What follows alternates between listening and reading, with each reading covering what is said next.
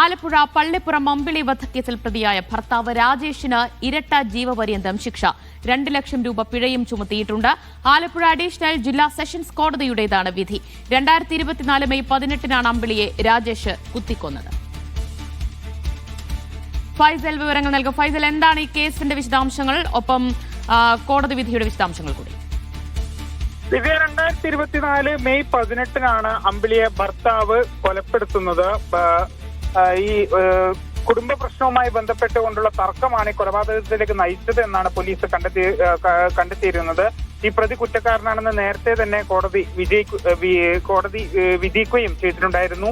ഈ ചേർത്തലയിലെ പള്ളിപ്പുറത്തിന് സമീപമാണ് ഇവർ ഈ അമ്പിളിയെ ഭർത്താവ് രാജേഷ് വഴിയിലിട്ടാണ് കൊലപ്പെടുത്തിയത്. അമ്പിളി ബൈക്കിലേക്ക് സ്കൂട്ടറിൽ സഞ്ചരിക്കുന്ന സമയത്ത് തടഞ്ഞു നിർത്തി ഇവരുടെ കഴുത്ത് അറുക്കുകയായിരുന്നു. അങ്ങനെയാണ് ഈ ഒരു സംഭവം ഉണ്ടായത്. 2024 മെയ് 18-നാണ് ഈ സംഭവം.